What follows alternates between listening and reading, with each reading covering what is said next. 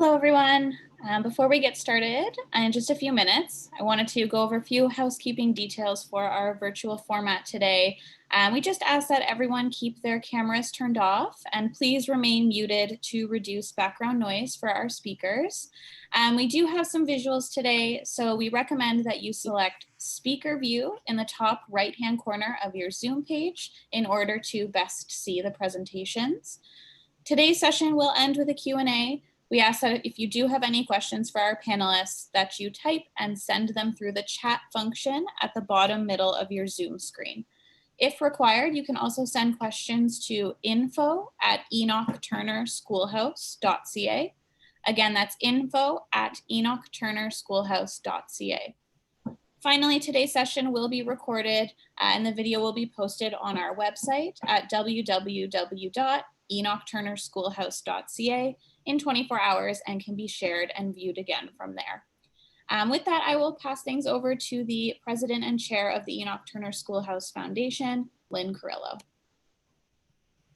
Hello, and a warm welcome to the second session of Opening the Schoolhouse to all.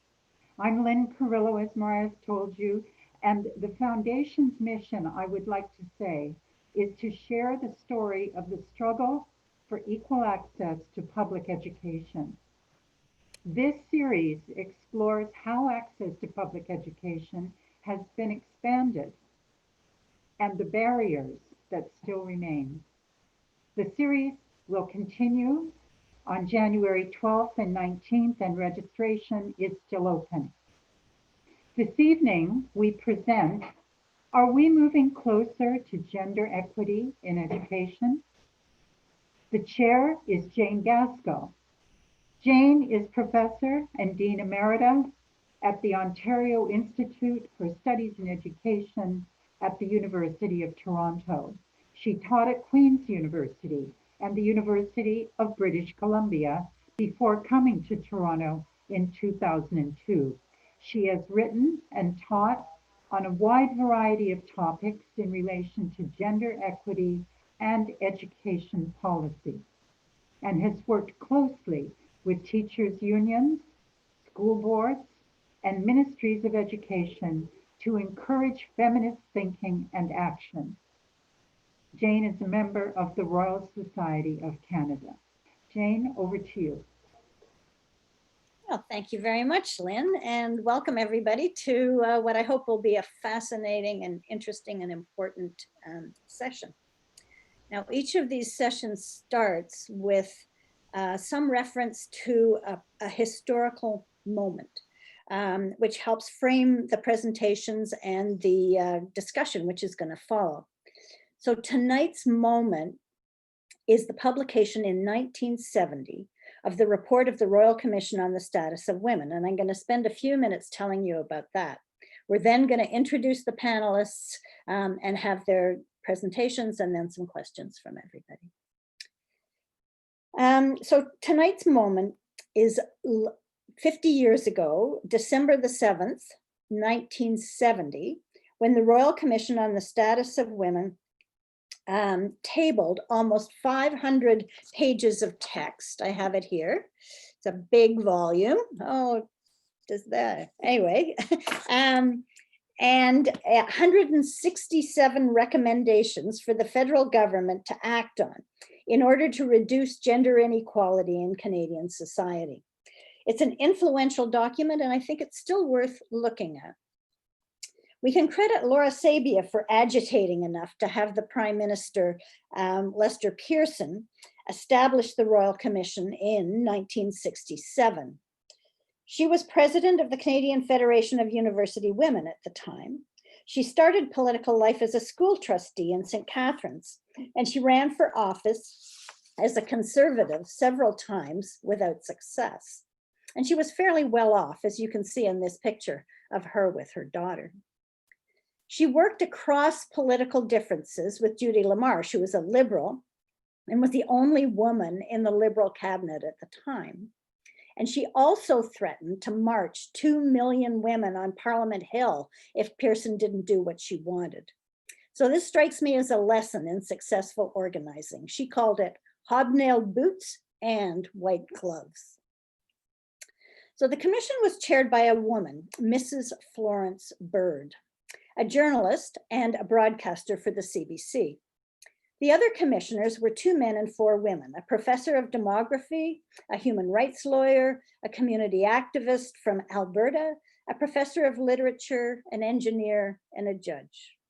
The commission's executive secretary was Monique Bégin, a sociologist who did a lot of the actual work and who went on to greater prominence later as a Liberal MP, a member of cabinet, and an academic, a distinguished academic at the University of Ottawa.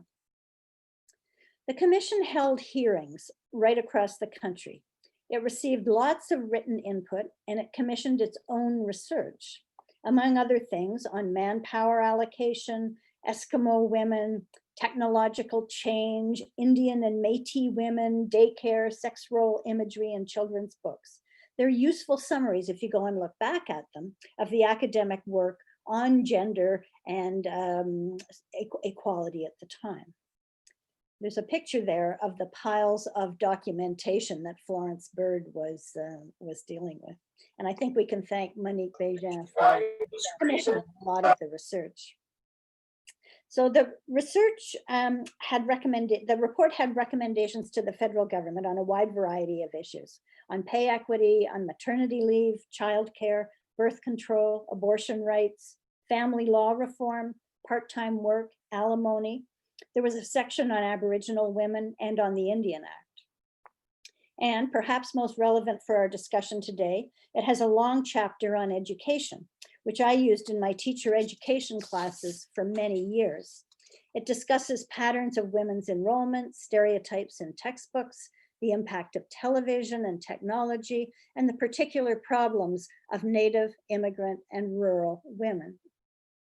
The report is, as you would expect, reflective of its time and the white middle-class perspectives of its commissioners. It embodies liberal feminism, avoiding many of the cultural wars that the women's movement was raising at the time. Things like the personal is political, which was very much where I was at the time. It doesn't talk enough about poverty or sexual violence or racism or gay and transgendered issues, as many have pointed out. But it had a really important impact. It took a long time for the government to respond to many of the recommendations, but by about 1980, most of them had been addressed in some way. Most importantly, the report led to setting up status of women offices and ministries responsible for the status of women across the country. These provided resources for local and national women's organizations and a kind of legitimacy for the struggles around women's equality that had emerged in so many different spheres. So I think we owe thanks to the Commission 50 years later, and Ontario's Lieutenant Governor is holding an online commemorative event with Monique Bégin and others on December 7th, when you can hear more about it if you sign up. But now I'd like to introduce our panelists. Kathleen Wynne probably doesn't need much introduction. She was Ontario's 25th Premier and leader of the Ontario Liberal Party from 2013 to 2018. Before that, she presided over a number of ministries. I should say before that she was on a school board as well. But she then was in the Ministry of Aboriginal Affairs and the Ministry of Education. And she led the government's efforts to reduce class sizes, implement full-day kindergarten, and provide more opportunities for high school students to reach their full potential. Premier Wynne's topic tonight is gender equity in school and beyond. Will COVID change anything? Our second panelist is Kristina Llewellyn. Kristina Llewellyn is an associate professor of social development studies at the University of Waterloo. She's an expert in educational equity and history of education, looking at gendered conceptions of teaching and the devaluation of women's work in education. Dr. Llewellyn is the author of Democracy's Angels, the Work of Women Teachers. She's received numerous national grants and awards for her work, including as Director of Digital Oral Histories for Reconciliation, the Nova Scotia Home for Colored Children History Education Initiative. Professor Llewellyn's topic is A Call for More Men, the political attack on women teachers in the past and present. Sachin Maharaj teaches in educational leadership and policy at the Ontario Institute for Studies in Education, and he's a classroom teacher with the Toronto District School Board. He's published his research in leadership and policy in schools and the Canadian Journal of Educational Administration and Policy. Sachin is a regular contributor to the Toronto Star, where he's published over 60 articles on educational issues. He's currently working on a book on Ontario educational policy. Dr. Maharaj's topic is the complicated state of gender equity among students. So at this point, Kathleen, over to you. Thank you, Jane. Thank you so much. And thank you everyone for joining us tonight. I'm going to be doing the least academic presentation. I'm going to be coming at this from the perspective of my lived experience and my political experience and my role as a policymaker in government. But I also want to talk about, I do want to locate myself a little bit, because when Jane was talking about the Royal Commission, and I knew she was going to be talking about it tonight, I went back and I listened to Lester Pearson talking about why he was putting forward why he was creating a Royal Commission. And if you listen to that interview, it really sounded like he was scared. It sounded like he was scared of that march of women that Laura Sabia was going to bring to Ottawa. And I thought, good on her. That's just perfect. And at that time, when the report was published, I was in grade 13. So I was 17 years old. And as I read, I read over some of the recommendations in preparation for tonight, and I was thinking two things. I was thinking, boy, that seems a long time ago, and we've come a long way. And I was thinking, boy, we've got so much still to do. So things like even the pay equity stuff, even issues like a guaranteed, and they talked about a guaranteed income for single mothers. And I thought about our basic income pilot here in Ontario.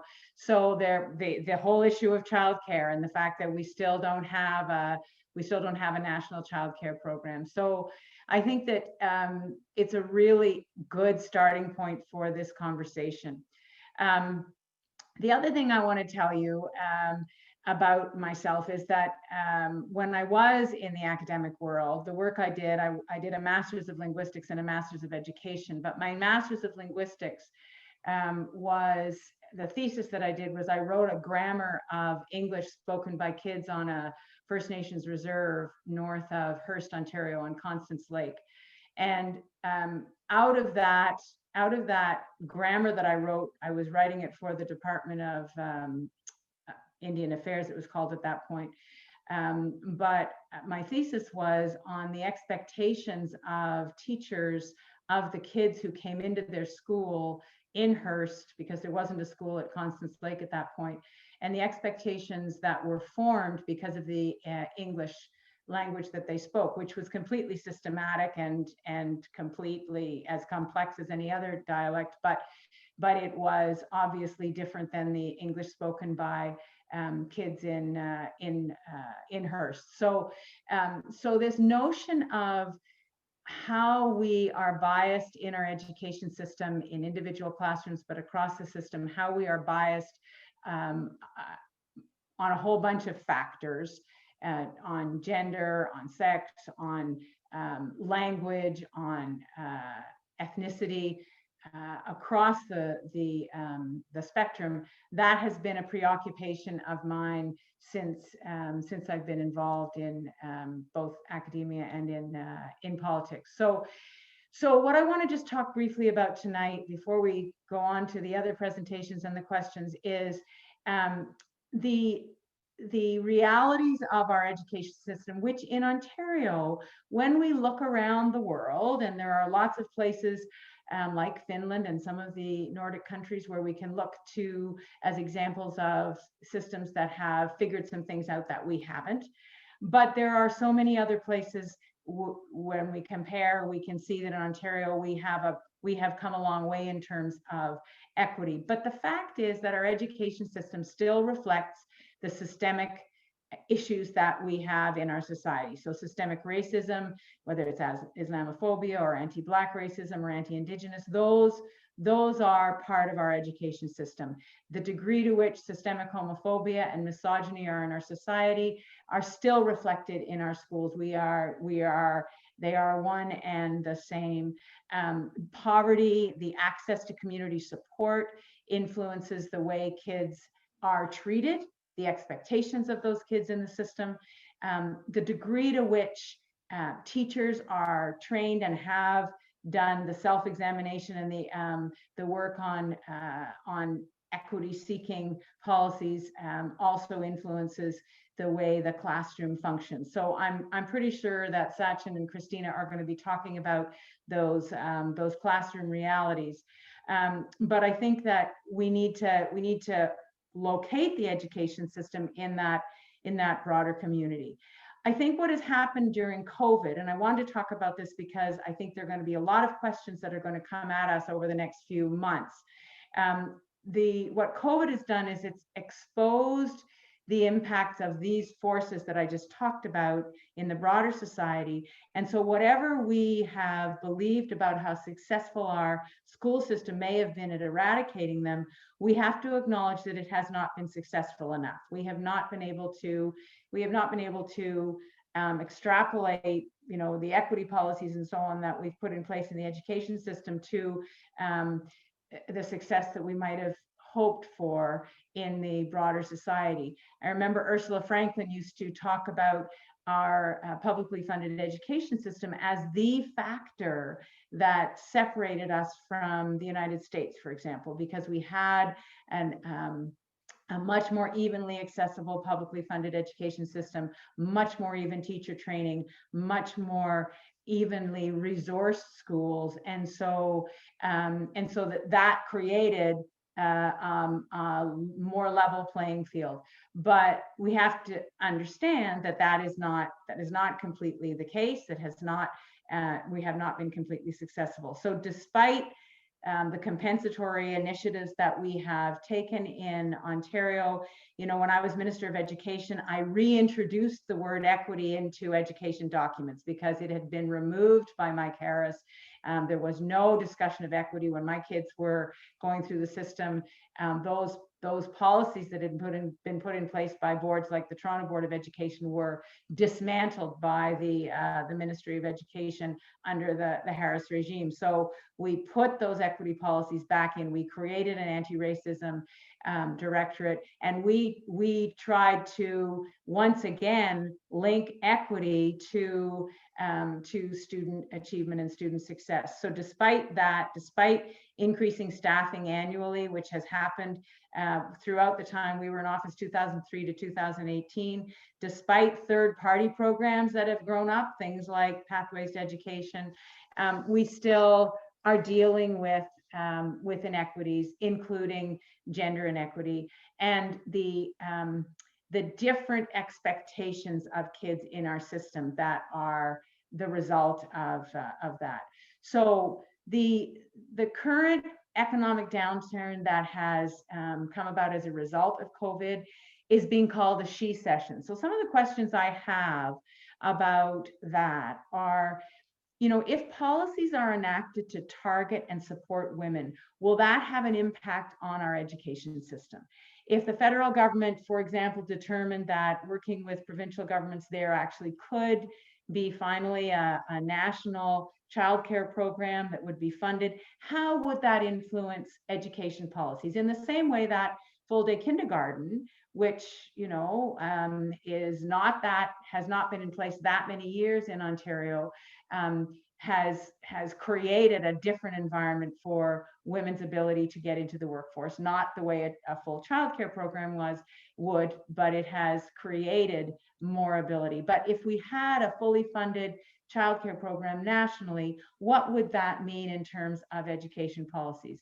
If the notions of what work is essential to our society actually do start to shift and change. Now, I'm not completely optimistic about this. You know, I think that there was a lot of talk about those heroes, those essential workers at the beginning of the pandemic. But what if that notion actually did shift? What if we actually did start to realize that the people who, you know, sell us our groceries, who look after the caregivers in our society, how would that change education policy? Because if we actually valued those jobs, we valued those endeavors in a different way, what would that do to education policy? So I think each of these possibilities provides an opportunity for educators to continue to shift perceptions. And I think that COVID actually is providing an entree into that conversation. I hope that we walk through those doors, because I think that these are issues that have been around for a very long time, since before the Royal Commission, but they are once again at the forefront. And I think that we have a huge opportunity. So I'll just end by saying, I think that the questions raised by the COVID pandemic have actually given us an opportunity to take another step forward. My grandmother in 1907 started teaching in Northern Ontario. And in 1923, when she got married, she had to stop teaching. And you know that we've come a long way from that, but we still have perceptions of girls and where they're going to end up and how they're going to function in the world. And those are reinforced by the lack of women in leadership roles, the glass ceilings that women find when they leave the school system. So if COVID can give us an entree into those discussions and questions, I think that would be a great thing. Jane, I'm going to stop there and pass it over to Sachin and Kristina. Well, thank you very much, Kathleen. That the notion of COVID as an opportunity, I think, is a good way to move forward, because we certainly don't usually talk about it that way. So that's a good reframe. Looking for the silver lining. Yeah, that's great. Good for you. We'll turn it now to Kristina. Kristina? Well, thanks everyone. Can you see my screen okay? Does that work? Yeah. Mm-hmm. Great. I want to thank the organizers, and I'm honored to be with the other panelists and honored to be following Premier Wynne. That I have so many questions myself, so I look forward to the conversation. I'm working on the traditional territory of the neutral Anishinaabe and Haudenosaunee peoples, and I know that we're discussing public education tonight, so I just want to acknowledge that I know it is steeped in colonialism and settler colonialism, and that is certainly a conversation around the disruption of that. And I know that the last part of the series was important in that regard. And I just want to follow up on what Jane and Kathleen have said about some of the real changes that did happen from the Royal Commission and the feminist activism that we have to credit for that. Many of the significant changes did happen in the 70s and 80s, from inclusion in the curriculum, as well as gender equity policies and administration. But maybe I'm going to be a bit more of a downer. I'm going to talk a little bit more about the longstanding, I think, continuity of inequity. And I'm speaking about a specific part of that, which is what I see as the call for more men. And with it, the assault on women teachers as political actors.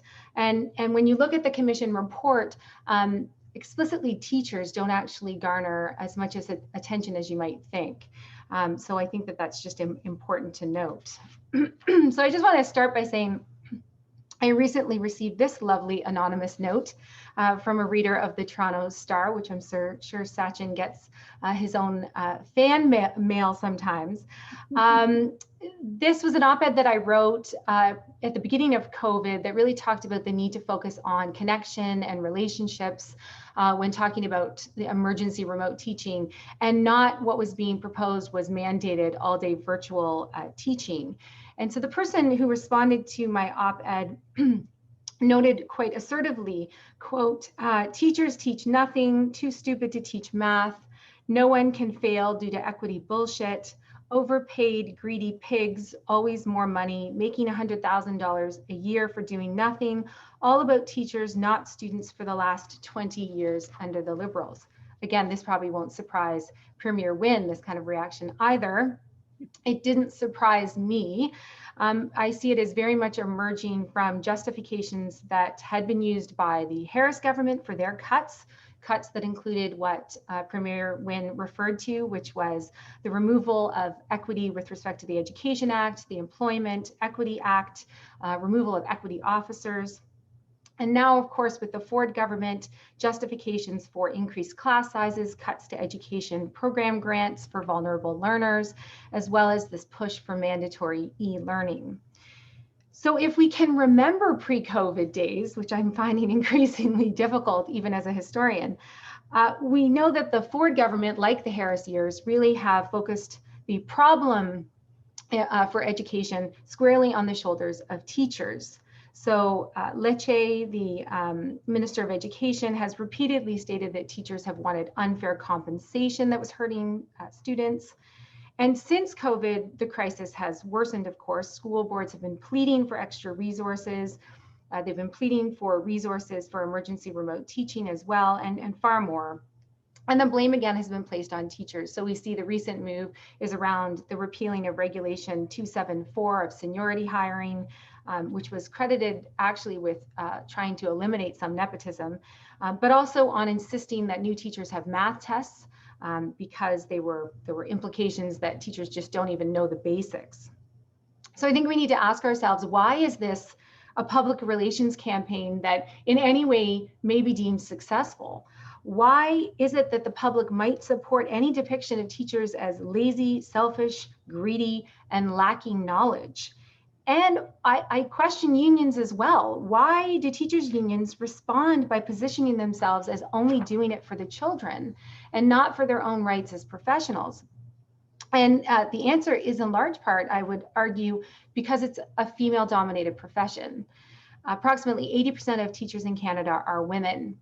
And education has been built upon what seems like an old-fashioned concept, which is alive and well, of a separate spheres ideology. The masculine is synonymous with the public rightful citizen. Now, this doesn't mean that women, of course, are excluded from the state, but they're included as the critical other to the ideal citizen who is rational, objective, autonomous, this alpha male. And women then are positioned as the social, the sexual, the weak, the more irrational, who play secondary roles beyond the private sphere. Now, to do otherwise, which obviously women do every day, is to push the boundaries and to be met with criticism for supposedly self-serving demands. Teaching is deeply rooted in this gendered social contract. The current fight against teachers is a fight against a female-dominated profession that is making political demands. And I want to provide just a little historical perspective on this. The gender divide of workers' rights as teachers is evident from the beginning of the feminization of teaching. Women, of course, have always taught, especially for their communities, whether we're talking about vowed women, Indigenous women, racialized minority women. But teaching as a paid profession for other children was actually quite a male-dominated profession before the mid-1800s. Now, this would change when the state decided to rapidly expand public compulsory schooling in the late 1800s and into the early 1900s. So what did they need? They needed cheap, flexible labor to make the system work, and they turned to women. Now, schools still preferred men, but it's women who answered the call because it was seen as something that would be a natural extension to their home duties. And men were being lured to other economic opportunities with urbanization. And the working conditions were very harsh. One-room schoolhouses were isolated, crowded, as well as quite unhealthy. On a national scale, women were getting half the salary of men teachers. And traveling inspectors' reports really talk about the surveillance of women teachers on their character. So women were not intended to be political agents of these new schools. Rather, they were to be the angels of the schoolhouse who conformed to community wills. So no gossip, no frivolous spending of your own money, and certainly no hint of any sexual desire. And accusations to do otherwise could easily lead to your dismissal or worse. The number of women teachers grew despite these challenges throughout the 20th century, especially in elementary schools. And this really led contemporary school officials to bemoan the suitability of teaching as a profession for men. So you see here just one Saskatchewan inspector in the 1920s, saying, "The smallness of the number of married men bears eloquent and convincing testimony to the fact that school teaching, particularly rural school teaching, has still very far to go before it attains the dignity of a profession." So while highly regulated, and I would argue second-class citizens, women did use their own powers of professional practice. And one example is the 1918 formation of the Federation of Women Teachers Association of Ontario to challenge inequities. And I just feel I must add as a side note, which I love, is that the Ontario Public School Men's Teachers Federation refused to align in the first half of the 20th century with the Women's Federation because they said it would hurt their professional status. But the FWTAO was so successful that the Men's Federation actually later on attempted to merge with them over and over again, really in the 1960s. Now, it would result eventually in a human rights challenge by a female principal in the 90s that would lead to what we have today as ETFO. But women were repeatedly defined as the weak link in teaching throughout the 20th century. And I demonstrate in my book, Democracy's Angels, that there was a real demand for more women teachers in the post-war era. Again, however, it was clear that they were wanted not only insofar as they'd be non-authoritarian, that they'd be nurturers, and not those who demanded any political authority to manage their working conditions. They were very hard pressed to get any right to be seen as rational professionals. They were again synonymous with the caring teacher, not the intellectual craftsman. And so they were reserved for elementary schools mostly, what were considered soft subjects in secondary schools. And this was because both were characterized as rudimentary knowledge. So George Hickman, who was the dean of the Faculty of Education at Memorial, excuse me, in the 1950s, described preparation for the elementary teacher, all women, as skills in common possession by citizens concerned with the natural personal world that prepares them to be members for a family and nothing more. So women were really a reserve army of labor, and they were being enticed back to fill the shortage. So there was fair remuneration legislation, also the lifting of the marriage bar post-war, but they were still described as poor substitutes for men. They were seen as temporary workers because they had to go back to the home, and they therefore lacked commitment to professional standards. They were accused of unethical behavior, so suddenly leaving schools for family responsibilities. And you'll see here one news article that notes women teachers were overloading schools because of really equal pay, and they weren't getting enough good men.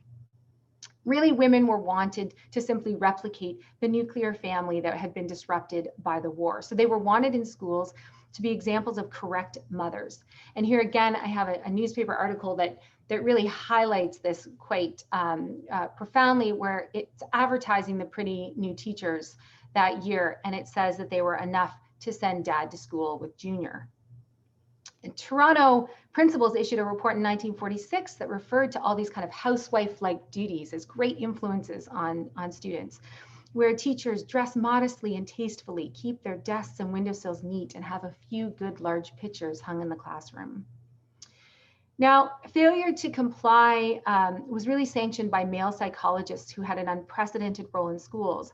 And they warned teachers, as they did mothers of the era, against unbridled femininity. So for example, there were accusations that the tight female sweaters that were very much in fashion were distracting boys.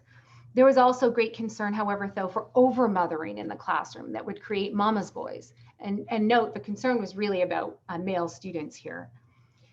Other women were deemed simply unstable or unsuitable at the time to be a good example of mothering. And this included spinster teachers who were accused of being lesbians and non-white teachers who were increasingly in the classroom. And schools did not grant women then the role of this political agent. Instead, they were just service providers. And they were overwhelmingly, for example, excluded from the ranks of administration until the 80s. Now, despite some of, again, the recommended changes from the Royal Commission around employment in administration, we know that really it's about 65% of principals in elementary schools with VPs and principals in elementary schools are women, and less than 50% in secondary schools. And of course, this is a there's a fractional, tiny amount that are both Indigenous and racialized minority women. So we're 50 years after the Royal Commission's report then, and now we're hearing that women are overachieving and it's men who are in crisis. And apologies for the Trump reference, because I think we all want to be past that now. But in the last 2 decades, there are more renewed calls for more men to teaching. But I really want to emphasize that these are not new calls. These are calls that have existed for over 100 years. Women's numerical dominance has never equated to equity. We only need to look briefly at the 2014 Ontario College of Teachers report, narrowing the gender gap, attracting men to teaching. They quote students and teachers as saying why men aren't entering the profession. Men are competitive, macho. Men don't feel comfortable dealing with students who are emotional. They're harder, discipline driven. And for men, teaching has a diminished status, low salaries, limited career advancement. So put another way, if we think of it in the opposite way, that means women are emotional, teaching's natural, and they don't require competitive salaries or status or career advancement. Now, the report recommended marketing and recruitment. They stopped short of calling for higher salaries, which actually in some other international reports, they actually do call for. But the report makes it clear that the separate spheres ideology has reemerged as a crisis of masculinity today. The final recommendation calls for a connection in research between the failing boys crisis and the presence of male teachers. And the authors don't acknowledge some of the problems with the male role model argument. For example, Carl James says that it's premised on a stereotype of the fatherless Black boy who's smothered by a mother figure who cannot teach them to be real men. As well, the call for more men is premised, as noted by Bly Frank, on the heterosexual ideal. A man who can teach younger children needs to display physicality, rationality, and achievement to refute charges of being sissy.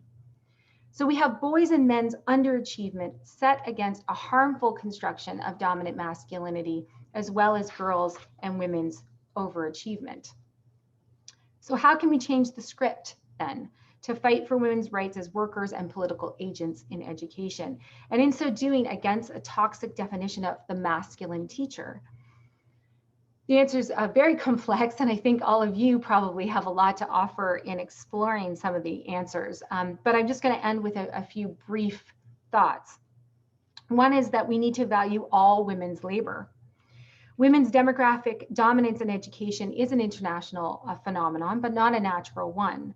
And the turn now for the calls to the remasculinization of education really begs us to turn away from the woman teacher, but I would encourage us to do the opposite, to turn towards women.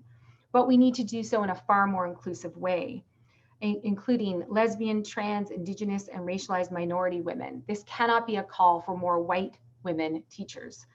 And we need to recognize that 7% approximately of our teaching population are from racialized minority populations. I would also say that we need to teach a new type of civics, one not based on a separate spheres ideology. We really focus on nation building and parliamentarians, overwhelmingly white men.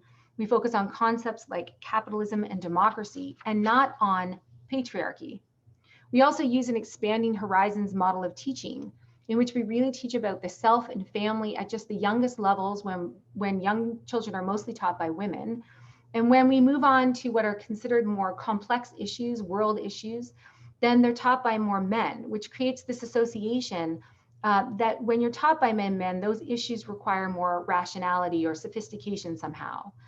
What I think is really missing is relationality, which is critical for social change in civic education. And I think without it, we're really harming students of all genders. And I would just echo what Premier Wynne said about generally the need to protect public education. It is our legal right to provide all the access we can for students to education. And Ford claims of providing choice for families is obviously a fallacy for privatization that we know hurts the most vulnerable families. And choice overwhelmingly hurts mothers. COVID has revealed women's ongoing struggle to juggle economic participation with teaching children at home. We don't invest in public education or the care of children because we devalue the work of women. the caring economy. As with women teachers, the assumption for mothers is that care work is natural and selfish without the need for remuneration or rights. So I think I would actually join what Jane was mentioning before as how the commission started. I think what we need and require is a new intersectional women's movement in education that challenges the current neoliberal agenda in education. Thank you very much, Kristina. That does pick up on an issue that, as you say, was not highlighted at all in the Royal Commission, and it's obviously a critical one with a lot of interesting historical and current policy issues attached. So thank you for putting that all up on the table. Our final panelist is Sachin, who's going to talk about students, I think. Sachin? All right, thank you, Jane. So first off, I want to say I'm honored to be on a panel with such distinguished presenters. And actually, before we start, Kristina, I think we might have the same fan that, I don't know if you can see this, I'll zoom out, sort of writes in with these articles. So I've received multiple copies, I think, from the same person. When I first started receiving these letters, I was kind of shocked and taken aback, but then I started thinking about it. Like, if you're going to get hate mail, somebody that actually reads your article in the paper, cuts it out, annotates it, looks up your address and mails it to you, like, that's a level of effort and commitment that I've come to appreciate more over the years. So anyway, I'm going to be talking, I'm going to share my screen about the state of gender equity among students. So let me share my screen. I think you can see that. And you'll see a little bit later why I call it the complicated state of gender equity among students. Oh, I think it's actually providing a transcript of my words. Okay, we'll just go with that. That's kind of cool. So contextualizing sort of the current state, I want to talk about the Status of Women report, which is the historical moment for this session. And when it comes to education, it recommends a number of proposals and calls attention to a number of areas. So what it wants to see, one of the things is a girl needs an education which will open a wide range of options for her. And then a girl should be free from pressures to conform in her choice of an occupation. So what it was really talking about is having the full range of opportunities available to girls, the same range of opportunities that were provided to boys, and to be free to make these choices without being sort of forced or pressured to go into some fields and avoid others. It also raises attention that boys are predominantly going into mathematics and science, and girls in things like social studies. And so I think it's useful to kind of see where we were 50 years ago, and that'll help contextualize sort of where we are now. Now, the title of the session is, Are we moving closer to gender equity in education? And so I think it's useful to start with a definition of gender equity. The definition I'm going to use comes from an Australian commission on girls' education that issued a report in the 1980s. And so it kind of defines gender equity as a state in which girls and boys are valued equally in all aspects of schooling. And so what I'm going to try to do in my presentation today is look at some indicators that speak to the different aspects of schooling and kind of see how that plays out in terms of differences between girls and boys. This first graph here comes from the Toronto District School Board, and it looks at the emotional well-being of students. And this is from 2016, 2017. And what you can see here is that in grade 4 in elementary school, both girls and boys start out with relatively high levels of emotional well-being. So that this is the proportion of students reporting high or very high levels of emotional well-being. And then over time, as students proceed through the school system, it decreases, but it decreases much more for girls than for boys. So that by the time we get to the end of high school, girls have gone from about 90% to around 50%. And I mean, it's unclear to what degree this is the result of in-school versus out-of-school factors, but I think it's still something to pay attention to. And there's research coming out of the US that show that levels of anxiety and depression among teenage girls especially has been increasing in the past decade. Now, on a more positive note, when we look at levels of post-secondary attainment, at the time the Status of Women report was written, men outnumbered women in our universities 2 to 1. So there's twice as many men as women enrolled in universities. Now, when we look at colleges and universities, we see women outnumbering men in terms of credentials attained and enrollment. So this looks at the proportion of adults in Canada that have some level of post-secondary education. And that gap has been increasing over time. Now, this doesn't tell you what fields men and women are going into. And going back to the Status of Women report, it noted that men were predominantly going into things like math and science. When we look at STEM, we see sort of a different picture. So again, this is looking at Canadians within STEM fields that have a diploma or a degree. And we see that roughly around 70% of STEM diploma and degree holders are men. And so we need to ask, why is this? In the Status of Women report, they talk about things like stereotyping of men and women, the sex typing of occupations, the lack of role models when it comes to curricular materials and in the broader media for girls going into these fields. I mean, just even anecdotally, when I was putting together this slide on the weekend, my eldest daughter came down and asked me what I was doing. And so I sort of explained the graph to her, and I was saying, there's more men than women going into math and science fields. And she was like, oh yeah, that makes sense. And I was like, what do you mean that makes sense? And she's like, well, girls aren't as good at math than boys. And I was like, Zara, why would you say that? And she was like, well, I'm not good at math. And I was like, what? You do well in math. What would make you say something like that? Now, I think she was referring to maybe that she finds doing well in math more challenging than other subjects, but she's 8 years old. And so even taking that into account, by 8 years old, she's already internalized messages about girls not being good at math. And so I think this is still some of the barriers that we're dealing with today. When it comes to performance in math, so this is from the OECD's PISA tests, which tests 15-year-olds in Canada and a bunch of other countries. So these are Canadian results over the past couple of decades. And we can see this gap between boys and girls in math performance.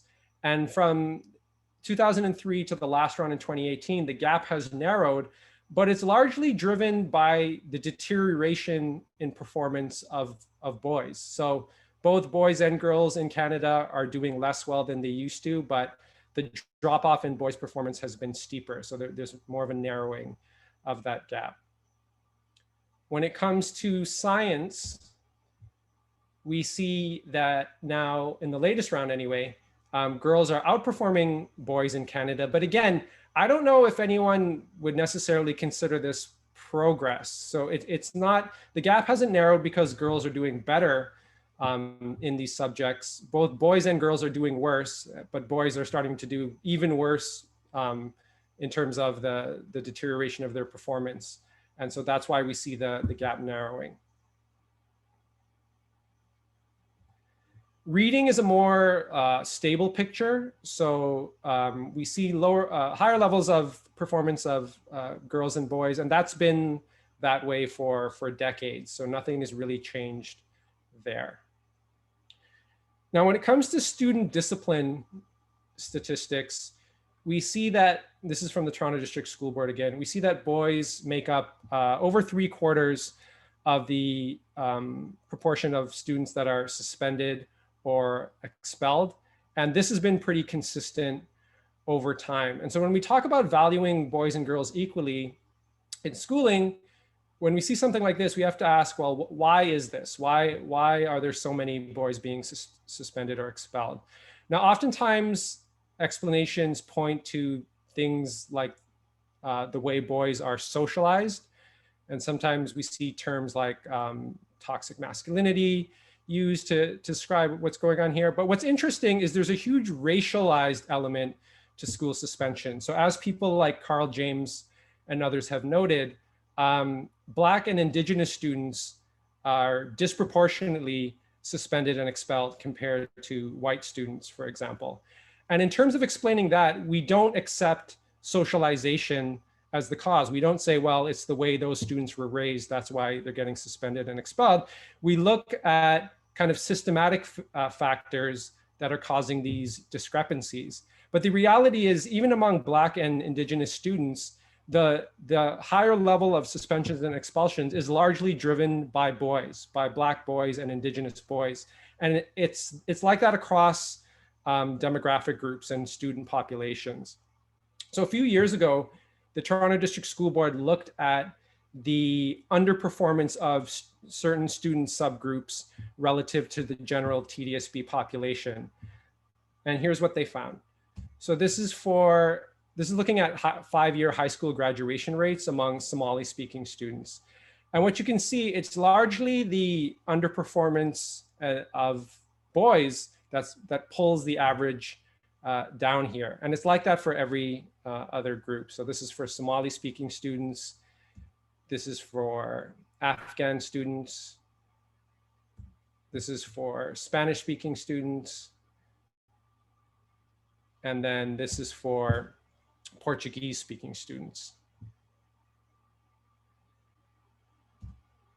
And this is reflected in overall high school graduation numbers. So this is from Statistics Canada, looking at the proportion of people that did not graduate high school. And so we can see, in general, the numbers for boys and girls, men and women are decreasing over time, but there's still that gap there, and it's actually increasing somewhat. So we see higher proportions of boys not graduating high school.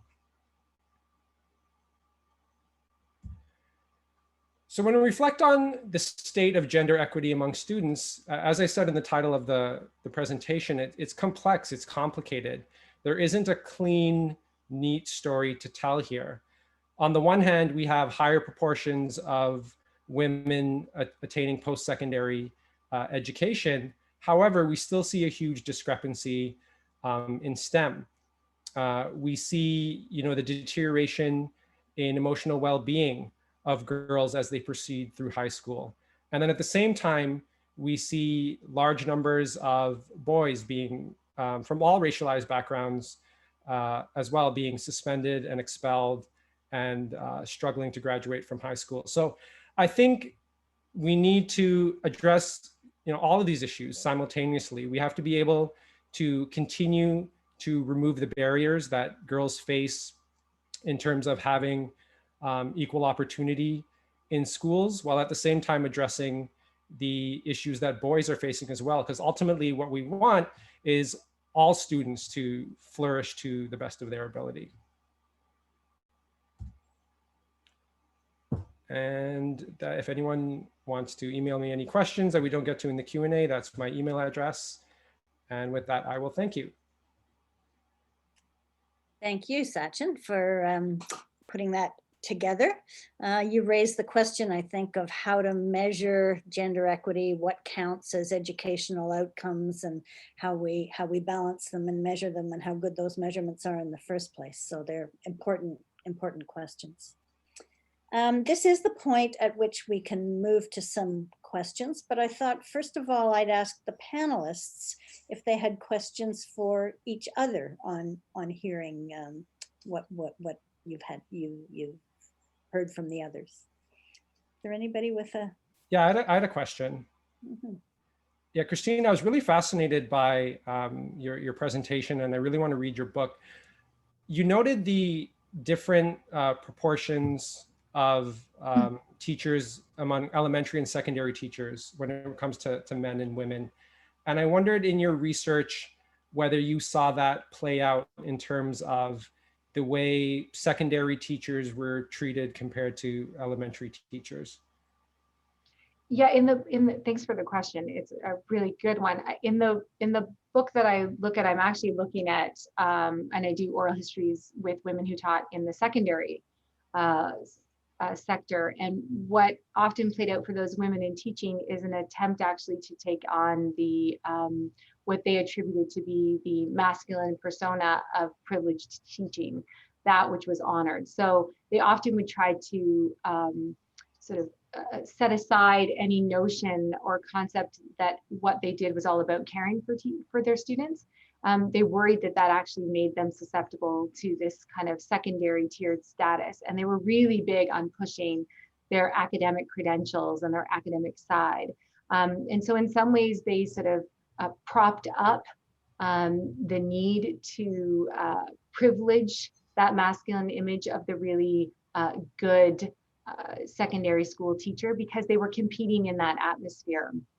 And so in many ways, I saw that as undermining what are some of the values that we need to revalue. And again, nothing is in any way essential to men or women, but the way that it's been positioned is that those attributes that I think are actually so important for all levels of education and all genders of students, around sociability, around collaboration rather than competition, around relationality rather than pure focus on rationality. Those are all attributed to being seemingly feminine qualities.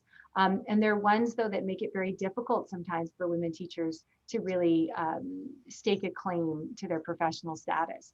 So yeah, that's what I mostly noticed within the secondary sector that I was looking at. And I see that living on for women teachers, definitely. Thanks for asking. Awesome.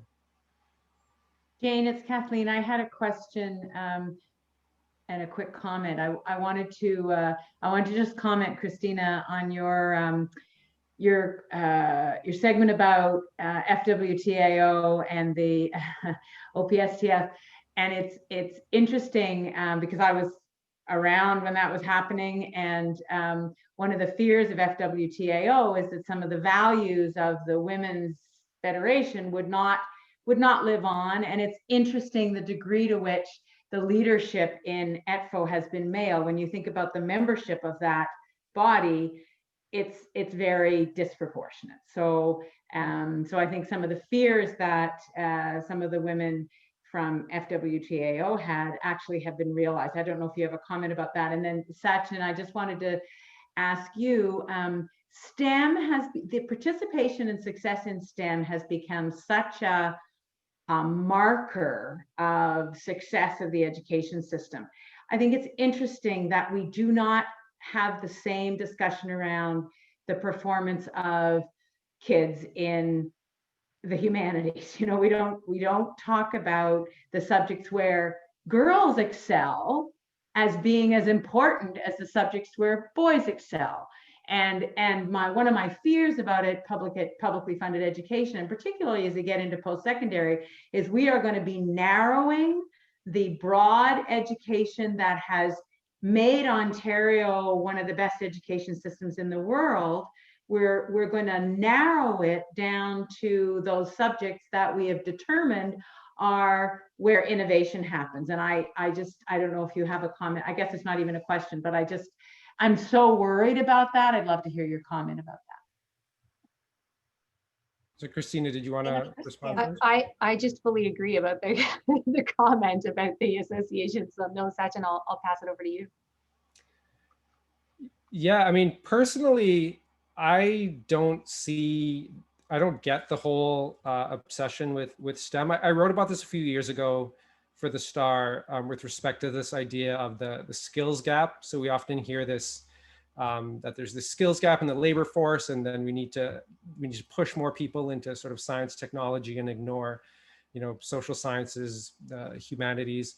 I mean, as someone who's in the social sciences and humanities myself, like I obviously see the value in it.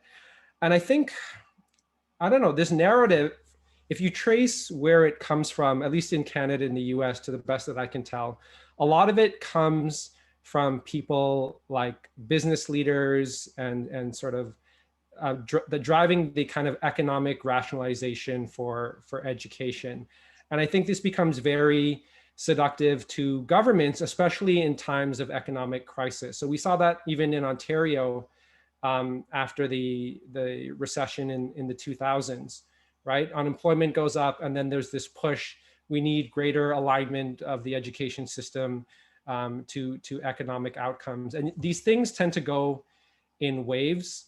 But yeah, I mean, I would like to see a system that moves the emphasis away from just performance on things like science and math. I mean, even People for Education's attempt to have that Measuring What Matters project, I think is a noble effort in that direction. Ultimately, I think it accomplished a lot, but wasn't able to sort of get on the policy agenda in the way that it wanted.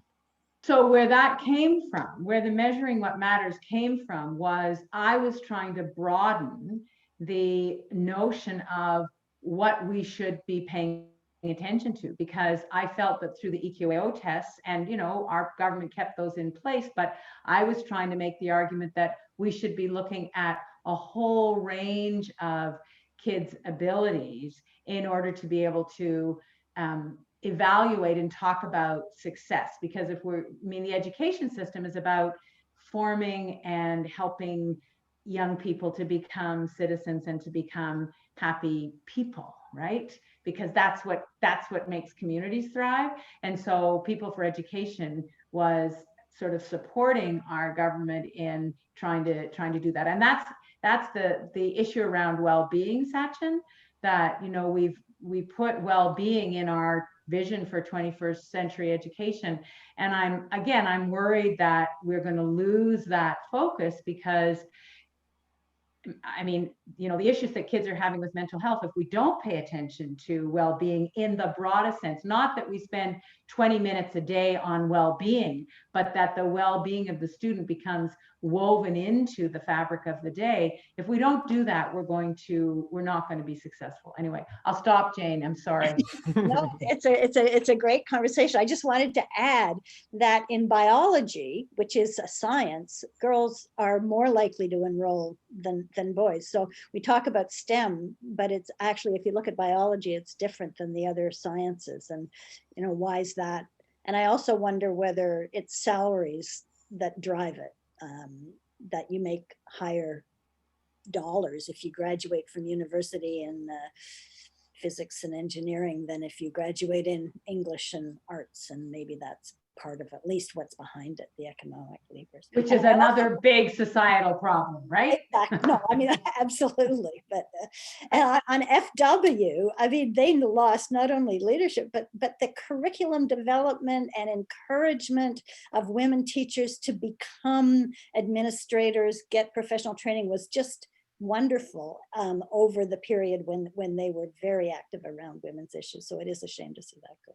And Jane, if I can ask, just to follow up on that, I would love to ask Premier Wynne if she can, I know we want to open it up, but briefly speak to, because I think it's actually really important in this moment around specific courses that can address some of these social issues. So in 2013, you had really pushed for the gender studies course within the Ontario curriculum. Yet my understanding is it's not offered very often. And I think in this moment, there's a lot of other types of courses that we need to see become mandatory, including an issue around racism that is perhaps a mandatory course in our high schools. And I'm just wondering if you could maybe speak to that process around a gender studies course, which was quite revolutionary. Yeah, one of the real challenges, Kristina, that I confronted as Minister of Education first, but then it stayed with us, was the number of courses that we wanted to see as mandatory. And every time you make something mandatory, something else shifts in terms of course load. So I created a curriculum council when I was Minister of Education, and we were dealing with the issues around environmental education being mandatory. And Roberta Bondar and David Suzuki worked with us, and we came up with a curriculum that instead of having one course in grade 11 or whatever that was mandatory, we wove environmental education through the curriculum.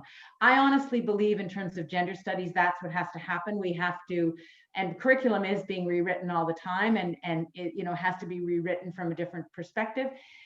In the same way that Indigenous education, or the relationship between Indigenous and non-Indigenous people, is not a course, although I think there should be mandatory courses on residential schools and so on. This government has taken that away, that mandatory element away. But I think that, you know, we have to rewrite our history courses and rewrite social studies so that the relationship between Indigenous and non-Indigenous people is retold. So I think it's that balance of what is it that needs a course, and what is it that has to be woven into the fundamental rewriting of the curriculum. Okay, we do have some questions from the audience, and I think maybe we should go to those at this point. I think my job is to read out the questions. So from Virginia Grimaldi, specifically for Kristina, was the large number of women coming into the teaching profession in the late 19th century in part due to the restrictions imposed on middle class and upper working class women on other careers at that time? Or was there just a lot of interest to teach among women at this time, or both? Also, after hearing from Kathleen Wynne and Catherine Llewellyn, thank you for doing such a great job. As a PhD candidate in history, I love the connections being made from the past to present throughout. Thank you. Kristina? Yeah, that's really kind. I'll briefly say something I don't think I mentioned, that yes, it was an area of an occupation that was increasingly being opened up at the time, again, because men were going into different occupations, and it was something that was seen as suitable for women of different social backgrounds. But overall, it was, with feminization of education, increasingly becoming sort of Christian, white, middle-class women who were going into those professions. But really what it did also offer is, and to really acknowledge the agency of women teachers historically, was a sense of freedom, a sense of travel, a sense of pleasure, an ability to help their families with money. And so there was that element of, you know, being able to travel somewhere to teach and have the freedom of being on your own and not going from your father's household to your husband's household, as it might have been. So there was some great pleasure also in teaching as an opened up occupation. Okay. From Atika Karn, would you kindly ask Sachin to elaborate on his framework for doing, quote, worse? I'm just wondering if this data is based on standardized tests, or if there are other parameters he used to assess the performance. Many thanks for these wonderful presentations, and I hope they have great policy impact. Sachin? Yeah, so there are a number of different measures. I mean, I guess we were talking about the deteriorating performance in math and science. So when you look at tests like PISA, you tend to see a similar trend in some other tests like the Ontario EQAO tests. That gets a lot of attention in terms of decreasing math performance. Now, there's a lot of methodological critiques one could pose to the validity of these measures. You know, to what degree do they accurately measure students' performance? To what degree do students care about these tests and take them seriously? If you look at, if we were talking about just sort of boys' performance over time in certain the subgroups that I mentioned, you can kind of track their graduation rates as another measure. And Jane, as you alluded to, all these measures, this is one of the things we talk about in my research literacy class I'm teaching right now. All of these measures are imperfect in some way. And for better or worse, though, they are what school boards and systems use to gauge sort of the effectiveness of their programs. Now, this has been supplemented by more qualitative research that looks at the experience of, say, girls in STEM as an example, or of I mentioned Carl James's research, like of the experience that Black boys have when it comes to elements of student discipline measures that they face. So you can kind of triangulate some of these quantitative measures with some of the more qualitative work that looks at people's lived experience to get a more holistic sense of sort of what's going on in the school system. But I take the point that looking just at standardized tests doesn't give a complete picture of what's going on in our schools. Thank you. This is a question from Paul Axelrod. Why are both boys and girls doing more poorly in math and science than in the past? And he puts that question to everybody on the panel. What do you think? So that's the $1 million question. I'd like to hear Premier Wynne's thoughts. Yeah, I wish I had been exposed to an easy answer to that question. I really don't know the answer. What I do know is that it's not because teachers didn't take a test, a math test. That is not the reason. I think there is an element, and this was Liz Sandals when she was Minister of Education, and she was actually a math professor, and she was working on more in-depth and better teacher training in math. I think that one of the things that is a reality is that there are, as you've shown in your stats, Sachin, we've got more women in elementary school, and women are not as drawn to math or feel that they're not as successful, and so then they become teachers and they feel that they're not as literate in math. So I think that the teacher training aspect of mathematics, I don't think it's entirely the curriculum. I mean, I know there's a sort of mantra right now in the provincial government that the new math, or the way math was being taught, is the problem. The curriculum itself is the problem. I'm not sure that is the case. I think that it is a combination of maybe there needs to be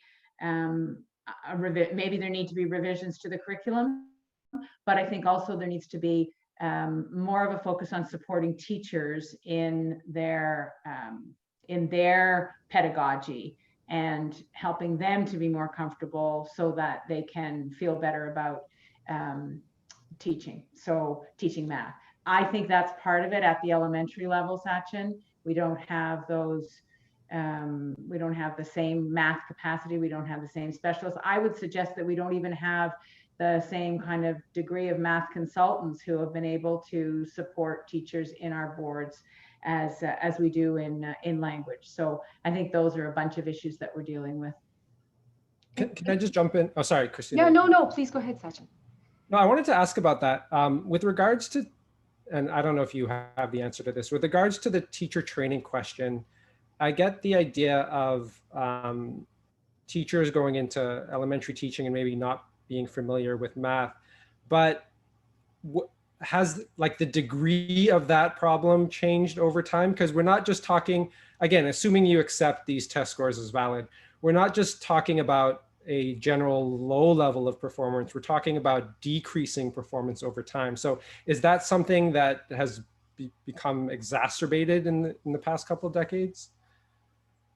Well, I don't know why, Sachin, but I think that, yes, I think there is something that has compounded over time. And I honestly don't know the answer to that question. I think that it's something that needs study. And as I said, it was something that we were trying to sort out in government. And I'm worried right now that there's an oversimplification of the problem that's being put forward at the provincial level, and that's not going to help us, because what we know is that the business community, the broader society, wants people who can solve complex problems. They're not necessarily looking for people who can do computation quickly. Yes, learning your multiplication table is important, that's a good thing, but that's not at the root of the problem. And so, so to oversimplify the issue, I think is going to do us a disservice. I'm sorry, that's not a very good answer, but I'm sorry I don't have a better one at this point. Kristina? Yeah, I would add to that. I am one of the people who, as a historian, is quite skeptical of standardized tests, knowing how they've emerged and been applied to different groups for sure. But again, as you say, if we're to accept some standardized tests for at some face value, then in actual fact, if we look at the EQAO scores, our math scores have actually improved or stayed consistent. So I guess the question I raise sometimes is there actually a problem with math scores? And part of this goes into what is often constructed as the failing schools crisis, along with the failing boys crisis. Are our schools really failing us? And is that something that we construct over time for certain political agendas, this failing schools crisis? And I would just add as well that I think we need to always be mindful of which boys and which girls.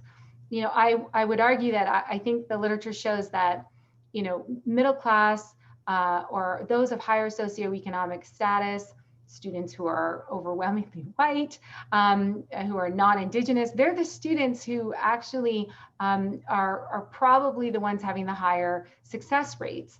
And that has everything to do with the systemic discrimination within our system. So in many ways, I think sometimes we have a manufactured crisis, but it's a crisis of overall what's happening in schools, like with the new math or something like that, when in actual fact, we really need to narrow in on the questions of who is actually being failed by the system. And that is often those who are the most vulnerable learners. And I think that's my greatest concern when it comes to access for anything from STEM or from the social sciences and humanities. And just to add to that, Kristina, I really agree with you. And the notion of failure, even the raw scores of or in absolute terms, the marks on the EQAO, I mean, they're not failing. We're talking about getting a B as opposed, you know, so that framing is negative to start out with. Yeah, and I could add to that if there's a difference, I think, between the international tests that Sachin was referring to, the OECD tests, where the competition, so to speak, has changed over time, and therefore Ontario students might not show up as well, but it doesn't really mean they're worse at math. So, but the EQAO results are different than the international results, and the international results are the ones that tend to get pointed to as the big disaster. So, yeah. Okay, from Sarah Karn, specifically for Kristina, thank you for your fascinating talk. As someone who will be teaching a course on the history of education next semester, I'm wondering what your advice would be for engaging teacher candidates in this conversation about the feminization of their profession in the past and present. What can new teachers do to turn towards women with an intersectional approach in mind? Kristina?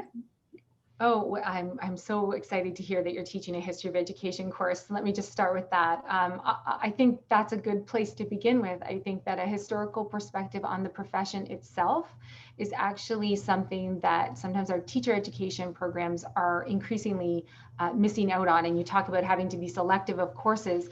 I think having a historical consciousness about the education system today is so important to decide what we value today and the kind of political commitments we're going to make going forward. So I think the greatest sort of part that you can do for teacher educators is to make those links of past, present, and what kind of commitments that means for them going forward in the profession. I'm a strong advocate in my own work of oral history, and I actually think connecting with former teachers or even current teachers and listening about their own lived experiences in the classroom and how they can commit or recommit to an intersectional feminist agenda for our schools is probably one of the greatest experiential lessons that they could have as incoming and new teachers. So just to be brief, that's where I would start, although there's so much to say. Thank you. I've got a comment here from John Myers, which people might be interested in responding to. He says, perhaps in response to Premier Wynne's comment, one issue with subject differentiation is that STEM subjects are more testable via standardized testing, whereas the evaluation of student achievement in the humanities is perceived as more subjective. Do people have a thought about that? I think that's insightful. I think the ease of measurement makes it easier to talk about. But I also think there is an element of the valuing of certain subjects over others, you know, and the hard versus soft. I think there's an element of that at play as well. Yeah. Another question from Davika for Sachin. If there's such a large percentage of male students being suspended and disciplined, is suspension the right or best way to discipline these students? The stats show that it's definitely not working because it's not solving the problem. Sachin, or anybody else?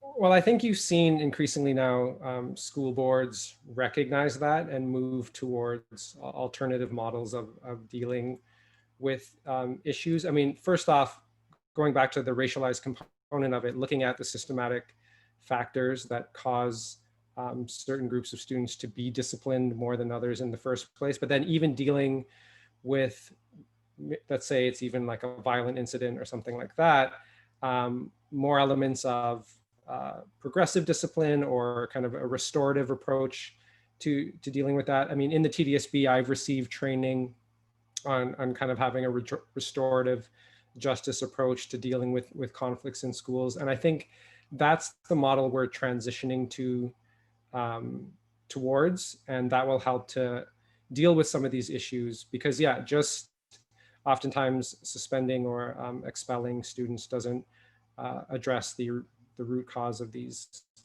issues. I don't know if anyone else wants to add in. Can I just make a historical comment on this? And you will remember during the Harris years, Jane, for sure, the issue was around zero tolerance and the increase in suspensions and expulsions that happened in those years. And when we came into office, we reversed those policies that were basically mandatory sentences. You know, if you do X, you're out.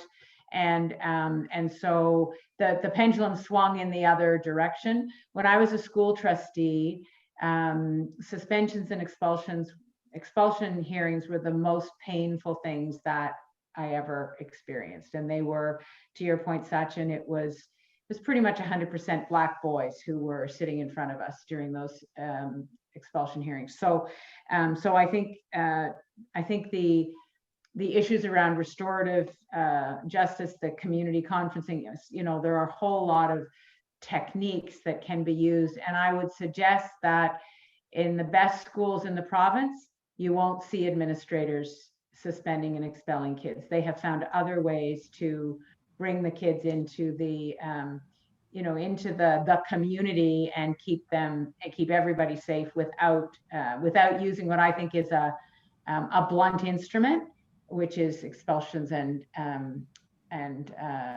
suspensions. Right. And Jane, if I could, oh, sorry, go on. Sachin, sorry, I was saying same timing. I just really quickly, I wanted to add too that in my own, some of my own research on restorative justice that I also engage in, I think it's really important to take a restorative approach before we're reacting to behavior, and not simply make it a behavioral modification tool, which could end up having the same kinds of consequences of being more punitive or reactionary. But if we're taking a restorative approach, it really actually means that we're seeking ways in which all students have a sense of belonging. And I think that sense of belonging is what we're all talking about with respect to equity. Then that has to be seen in the way that teachers teach. It has to be seen in who is hired to teach them, but it also has to be seen in the curriculum that they're learning, the resources they're learning from. So I definitely think a restorative approach when it comes to being proactive is also really important to that kind of community building and healing. Last word, Sachin. Yeah, I wanted to say part of what Premier Wynne touched on, I really, in my own research and experience, have seen a difference in the way school administrators sort of approach these incidents from the Harris years to now. So back when I was a student in the Harris years, it really seemed like the job of vice principals in particular was to just like yell at students and scare them and discipline them and that sort of stuff. Whereas now, even with my work as a teacher, sometimes to teachers' dismay, it seems like administrators are often the advocates for students who are kind of caught up in some of those positions. And so there's been a real culture shift, I think, in our schools as a result of this different orientation and different approach. Okay, go ahead, Kathleen. Sorry, Jane. I just have to say this. Well, congratulations on changing the culture. That you can speak to that. Well, I just wanted to add to what Sachin said, because one of the things that we tried to do, starting with Gerard Kennedy when he was minister, so he was the first minister under Dalton, and then I came in after Senator Pupatello. One of the things we tried to do was to put more adults in the schools. And so student success teachers, for example, were intended to work with kids, and to your point, Kristina, to catch kids before they got so frustrated, before all the factors, crowded in on them, and then behaviors got out of control. So I think that culture shift that you're talking about, Sachin, was attitudinal, it was in training, but it was also the absolute number of adults in the school whose job it was to support kids. And it really, one of the comments that makes me the angriest is when we talk about the graduation rate, which was 68% when we came into office, and it was like 86% or 87% when we left office. And then, the right wing will say, oh, well, you just passed kids, you made everything easier. Not true. What we did was we actually supported kids and helped them in their learning. And so they were able to succeed. So those are related issues. Good. I've got a question here from Deirdre Kelly. Since 1970, and increasingly in the last 20 years, feminist scholars have emphasized intersectionality, which complicates the meaning of gender equity. What are the implications for educational policies and an equity agenda? So that's a huge question for all of you. Kristina, do you want to start on that? Oh, wow. It's a big question, a really, really good one. I have great concerns in my own research, as well as when we're talking about the subject of gender, that we are using gender binaries here to talk about men and women and not acknowledging non-binary folks, which I think is quite important in this conversation. While acknowledging, though, that there are people who also identify as men and women, and this does structure the experiences of students in schools. I think that's also very important. But in addition to complicating what we mean by genders and allowing for the full spectrum of gender identifications, I do think it's really important to talk about intersectionality, that we can't, and I think one aspect, in addition to race and ethnicity and sexuality, is very important and overlooked. And I think it was briefly mentioned in someone's comments at the beginning, is around socioeconomic status, which I think goes grossly overlooked when it comes to educational outcomes of boys and girls, and something that's not discussed as much. But again, I think it gets to the heart of asking, the more complicated questions about gender and genders. And I think continually asking those more complex identity questions are really important when we're having these conversations. I'm not sure I have a framework to propose, other than I do think we need alliances and ways to see that we need to work together as community-based programming and community-based groups to be advocating for various communities. Anybody else on intersectionality, which I think involves more than just sexual issues, but also race and class and lots of other issues? I think in order to better be able to get a handle and understanding of these intersectional issues, we really need schools and school systems to collect more and report publicly more fine-grained data on their students. I mean, part of the reason a lot of my data came from the Toronto District School Board is not just because I work there, it's because they're one of the only boards to collect this student data and report it publicly. And we've seen some school boards sort of move in that direction, but we're not there yet. I mean, one of the advantages of the large scale tests like PISA is they do collect some of these indicators, so particularly around socioeconomic status. That's some of the research I'm doing right now with Katen Shimaleski at OISE, is looking at socioeconomic segregation between schools. And we're able to use these large scale assessments because they collect that data both across students in Canada and internationally. So I think having more of a focus on the different elements and ways that students vary and reporting that information will help both researchers understand the issues and help keep school systems to account for the kind of systematic barriers that students are facing across these different dimensions. I just wanted to comment on what you said, Sachin, because one of the things I'm worried about in the direction that the current government is going in, because as you know, they've basically debilitated the anti-racism directorate that we had put in place. And, you know, it was intended to have some more systematic approaches to the kind of thing that you're talking about, because the fact is the Toronto District School Board has a history rooted in the former Toronto Board of Education of doing this work. And that's not shared among all the boards, the 72 boards in the province. And, you know, when Harris took the funding and made it provincial, I mean, you can understand why that happened, because there were boards that were funding education at $4,000 a student, and there were boards that were funding education at $10,000 a student, and that was all based on the mill rate, the tax base. And so he ostensibly made it more equitable by making the funding provincial. But what it meant was that there was a lowest common denominator rather than a highest common denominator, and the cultures of the boards that had already been in place didn't necessarily change with those funding changes. And so what I was hoping with our anti-racism directorate was that we would have a more systematic approach to gathering data, that there would be an educative process among institutions, not just education institutions, but health institutions as well, where we would start to get more granular data and be able to do the kind of analysis. And I'm worried that that's not going to happen now. Good. Well, we're 5 minutes over our allotted time, I'm afraid, and I can see the questions are still interesting questions still piling up there on my screen, but I don't think I can go to them because I think we are out of time. So maybe we can email those questions to the panelists, and if there are things that you'd like to say. But I think at this point, I just need to thank you all very much, the panelists, for coming and making great presentations and having interesting conversations and getting right to the heart of, you know, what we need to do in education and where it's going. So thank you very much for that. And I'd like to thank the audience for listening and participating and sending in questions.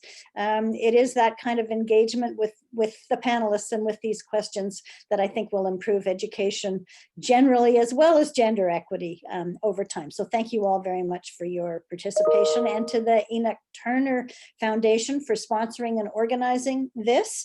And I want to remind you that there is another session which you should register for. I think they're just putting it up on the screen now. The next session is on January the 12th at 7 o'clock, and it's called Doing the Right Thing, Disability, Autism, and Special Education. So again, thank you very much. Register for the next session, and have a good evening. Thank you, everyone. Thank you. Thank you. Thanks so much. Take care.